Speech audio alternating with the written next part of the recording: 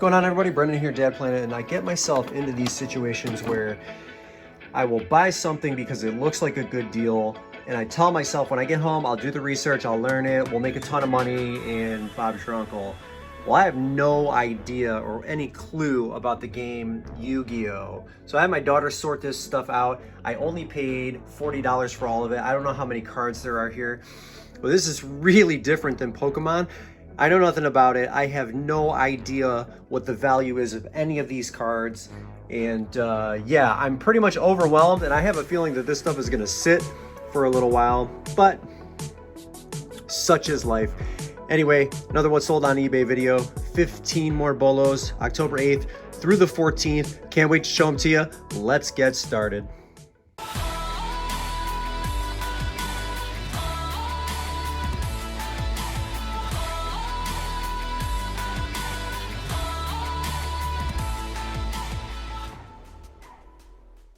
All right, party people, what did we do this week? The 8th through the 14th, this was another decent week. 2,500 in gross sales, 1,700 in net sales. My selling cost again low, which is lovely, and my average sale price, everything was really in line here before the little bit of the dip that I took. One of the things I've noticed here on this screen though, and I haven't really looked at it further, but they've added some details to some of your reports. So if you look here, sales by category, it sort of like expands it and shows you where your sales are coming from, which is nice. And again, I haven't really looked into this any further. This is data that could certainly help you down the road, things that you should probably be paying attention to, especially if you're doing a little bit more volume or you aspire to do more volume.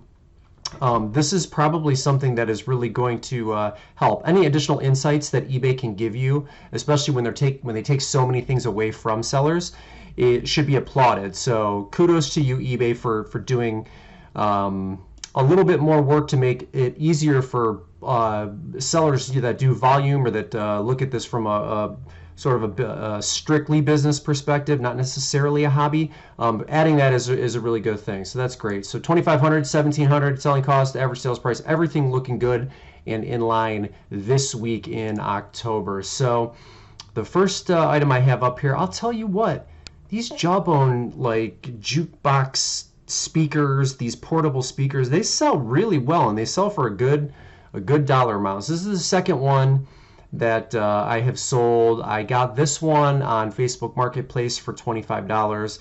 I bought one at a garage sale. It was either 40 bucks or 50. I was negotiated with her, and I can't remember exactly what we landed on. I think it was $40. But and I've sold both. This one here I sold for full price, 90. And they are $113.35 all in after shipping, tax, and all of that.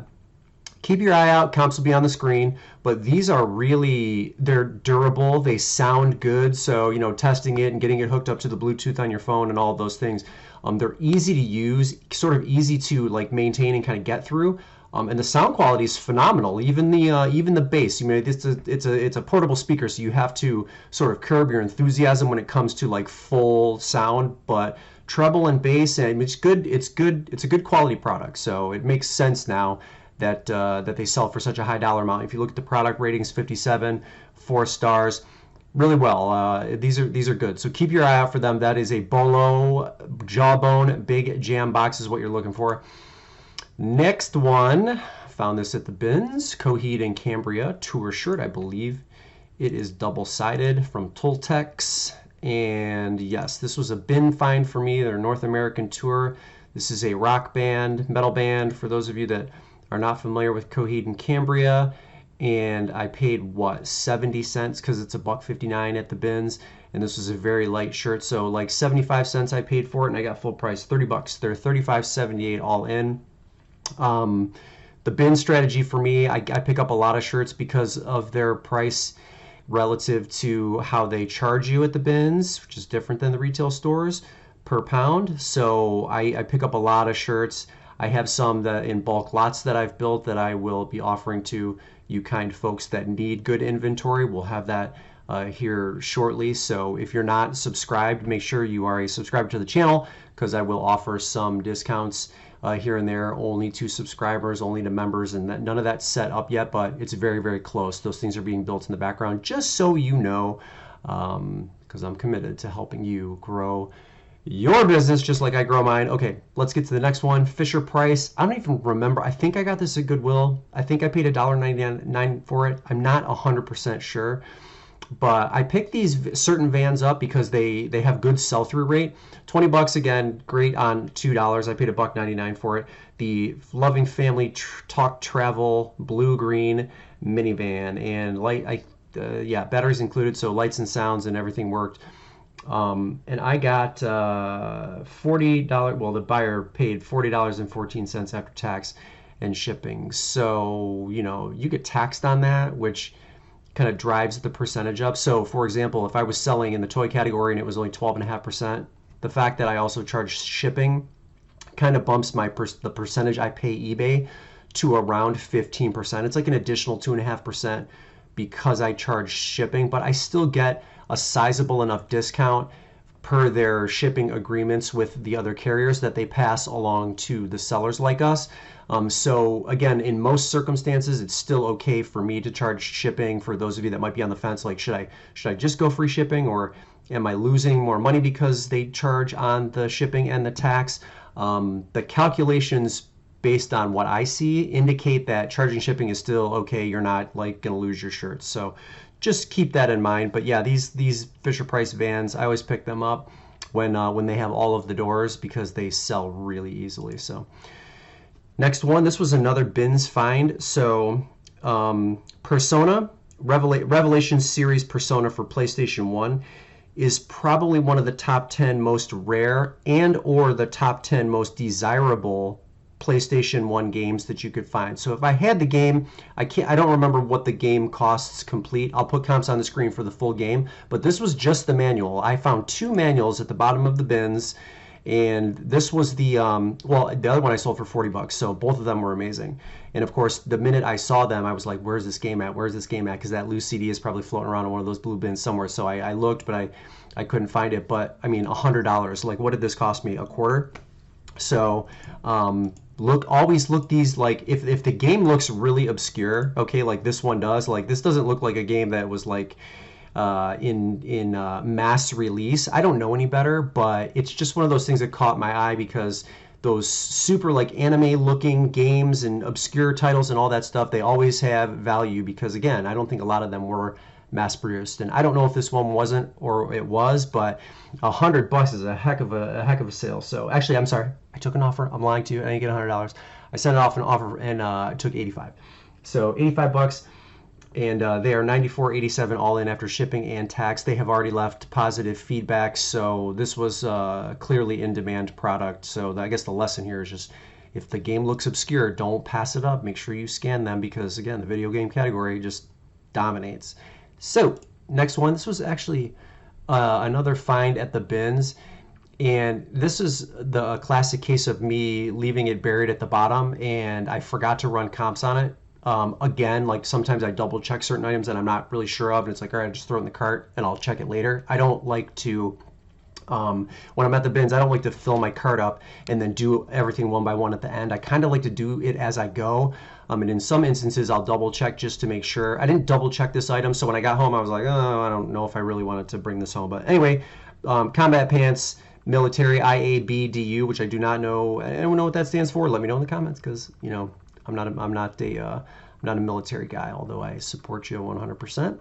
But woodland camo class 1 pants, and they were in really good condition. I mean, and I was amazed that I got full price for them because I was kind of like, oh, comps are weird on this. I'll just slap 30 on it. We'll see what happens. That's what I got. So 30. I'm sorry, I'm lying again. I sent it on an offer. So my offers usually when I send them out, by the way, are around 10 to 15%. This was a 15% offer. So $25.49 is what they sold for. $38.35 the buyer's all in after shipping and tax. And they cost me $3.20, I think, after you go by the pound, that kind of thing. So again, it was a nice sale, and I was surprised because I would have, had I double checked, I think I might have put them back while I was there, but glad I didn't. So next one. Okay, so this is a vintage Toledo Mud Hens hat, a minor league baseball team. The brand was, I don't remember what it was, Headwear. Oh no, it's what does that stand for? Do I have it in the, Paramount. Okay, so from the 1980s, Paramount one size. The Toledo Mud Hens minor league baseball team hats is a bolo. So if you happen to come across one, make sure you look them up, because I think I got full price for this one. I did, and the buyer is $36.02 after shipping and after tax. So this hat cost me what? It cost me about 50 cents. Another bin fine. There's like a pattern here. All this stuff is coming from the bins. I must be doing really well there. I'm not paying much attention, but this was a sweet sale. So Toledo Mud Hens, keep your eye out for it. Familiarize yourself with this logo. There might be other iterations. Sometimes teams update throughout the course of their existence. So I haven't checked to see if like this is something that is still like one of their logos or it's prominent anywhere. They may have changed that, but keep your eye out for this one in particular, because anything that has that logo on it is probably worth double checking. So keep that in mind. We'll move on to the next one. Emerson MBR-1 multi-brand radios. I bought 3 of these for $3 a piece at a garage sale. They all worked really well, and the comps were all over for these. Some selling in the $20 range, some selling in the 30s, 40s. I did see 1 or 2 in the 50s, so again, I always want to err on the high side. And because the sell-through rate was so good, it's obviously still an in-demand radio. I always want to be on the higher end, because you can always come down and send offers and whatnot, but every single one of them sold for full price, 50 bucks, and this one was no exception. So $50, and they're $68.31 all in after shipping and after tax. $150 on a $9 spend at a garage sale. I will take that every single time. Wonderful. So if you ever see a weird radio like this with handles on the side, pick it up, do your homework, because you might have a bolo on your hands. Keep that in mind, and we'll move on. All right, a wood Coca-Cola Gumball Machine. So yes, the comps told me to purchase this. I had this listed for $45, and I feel like I had it listed for quite a while. When I say quite a while, it was longer than 30 days, 90 days, so maybe 6 months, maybe even a little bit longer. But it sold for full price. $65.23 is what this buyer is all in after shipping and after tax. And I paid $4.99 at a Goodwill for this. So I sell a lot of gumball machines. I have a vending route that I've really sold off the vast majority of it. You guys that follow me or that look at follow my solds regularly, you can see a lot of like those triple canister gumball machines that I sell. I have one listed currently. So this kind of thing, like I know there's a market for it, because in the stores that I've gone into, in the bars and the restaurants, like I see them periodically. So there's still a market for them. And again, this is an item that somebody would keep at home just as well as they would keep in one of their retail locations. So 45 bucks, 65.23, and I paid $5. Great sale. So Coca-Cola stuff, there's so much of it on the marketplace. You really do just have to check every item if you suspect that something might have value, because a lot of Coca-Cola items do not. So Coca-Cola as a brand isn't just a bolo for the sake of being a bolo. You really do have to check piece by piece to make sure you've got something that is desirable for either a Coke collector, or maybe this is like a utility that somebody would use in their business. So next one, I haven't done any homework on this. I don't know what this is or what the actual function is. So if you do, let me know in the comments. Yamaha silent brass pickup, euphonium model PM2. It was very, very light. It came with the bag, and in decent enough condition. I probably could have looked it up, but again, I don't care. I just look at data on my app and list it accordingly, and then forget about it, which is what I do with a lot of items. Not that I'm not interested in it. I just want to move on to the next thing. That's kind of how I work when I'm in store and when I'm at home, and yada yada yada. So got full price for this. This went overseas, so the total for the buyer was $85.84 after shipping and tax and customs and all that. It cost me $6.99 at a Goodwill. I went late one evening on a slow day, so I was happy to have scored this when I did, because I feel like the stores that I hit the most right now are like really, really low on good inventory. So it's kind of been a little bit of a struggle, which might be why my sales are a little bit slow. I just haven't been listing any like really big ticket items, with the exception of the stuff I sourced today, which was amazing, and maybe I'll showcase that in a video in the next couple days. All right, this was a garage sale find. Coors Light, Coors Original, beer sign, beer mirror, clean. It was very long. I forget just how long. Maybe I put it in the, okay, so it was 32 by 18 and in beautiful condition. And I saw one, I think, and I'll put it up on the screen if I recall. I thought I saw one sold comparable, which again, in a lot of cases is enough for me to make a decision on making a purchase because I feel like I can be the next one. And that's not always the case, but a lot of times I only need to see one sold comp for certain items, and that's enough for me to bring it home. This was either $5 or $10 at the garage sale. I don't remember. I want to lean on 5 because I think I would have hesitated paying $10 for this at a garage sale, but but I don't remember exactly. At any rate, I took an offer on this of $55, and the buyer is $80.94 after shipping and tax. So let's call it 55 on 5. Still a really, I mean, 55 on 10 would have been awesome anyway. But now that we know that there have been 2 solds for this exact sign, if you see it, pick it up. Because again, with beer, signs and like man cave, babe cave type stuff when it comes to beer, not everything is a home run. So you really do have to do your due diligence. We'll move on to the next one. American Girl, this should come as no surprise to anybody. Kaya, she again needed to be restrung, would not stand on her own. Actually, let me show you some of the pictures. You can see she's really loose. Now, for those of you that are so inclined, it didn't appear based on the YouTube tutorials that I was watching that it was that difficult to restring. So it really is just a matter of popping the head off and then taking the interior, the cotton, and all the stuffiness out of the doll, doing the restring portion, tightening it, and then filling it. The thing that most people I think would get tricked up in if they were doing a restring on an American Girl doll is getting it back to anatomically correct, like filling in the butt, like making sure that the stuff that you pulled out makes the doll anatomically correct once you're done filling her back in. So that is kind of what the only holdup that I thought might be for somebody that wanted to try that. For me, again, because like I just want to move fast, I just want to get through it. I bought this for $10 at a garage sale, and I'm happy to take 40 because I really didn't want to spend the time. I might do it like just for the sake of going through the motions once and then seeing how long it takes me to do. Like I might do this as like a weekend project where I'm not really thinking about work per se. I just didn't do it in this scenario. But there's lots of YouTube videos on how to restring an American Girl doll. So I encourage you, if you get one, if you're getting a really good deal on one, and you want to kind of work on it, it's really not that hard. Don't pass it up because they are loose like this. But even if you make the purchase and you don't want to restring it, you still make good money. So $10, I sold it for full price, 40. They are 55, 32 all in. 2, 3, 4 dolls I bought at a garage sale and a trunk, and this was one of those dolls, so good sale. Next one, what did I write down here? Okay, so I paid $1.99 for this, so I got this at Goodwill. I thought it may have turned up at the bins, but it was a Goodwill find. So Decal Seed Company. This hat was in phenomenal condition. I mean, not a single mark on it. The foam interior, a lot of times this will start to like crack away, and it's really hard to recover from that when you have a vintage hat that has foam like that that's kind of coming out.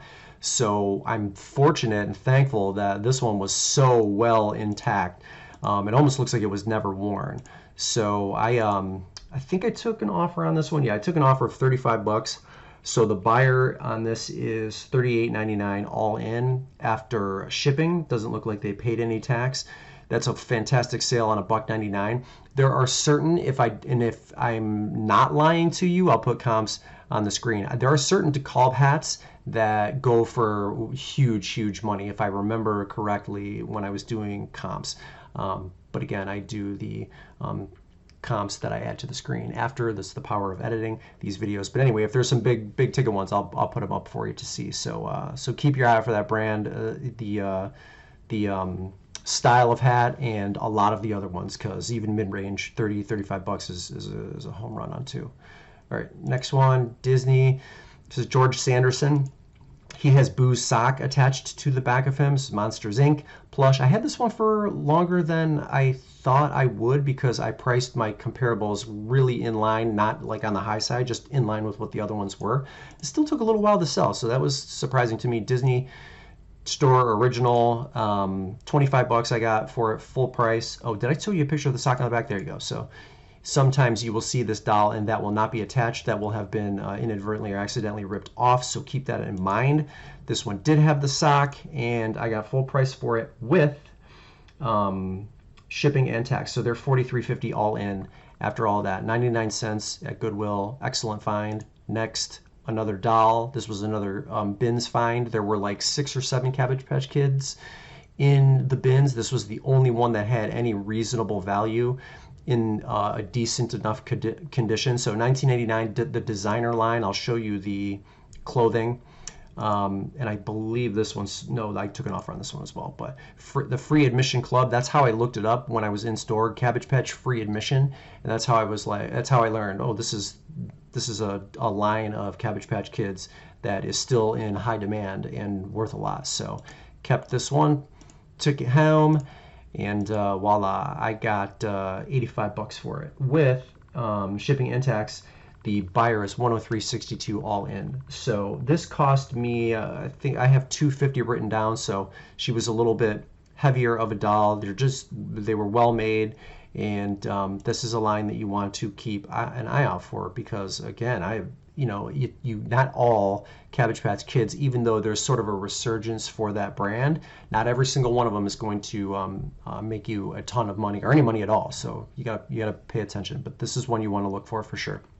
And then the last one, Paymaster 9000-8 check writer. This had the key to it, and it also had the wrench to it. This took me almost exactly 1 year to sell, but I paid $9.99 for it. I priced it at $149.99, and that is exactly what I sold it for, $149.99. Of course, tested it to make sure that it was in fact working. There was the proof there that it was in good shape, and boom, 15 more bolos. Keep your eye out for that one. Keep your eye out for the other 14. That's all I got for you.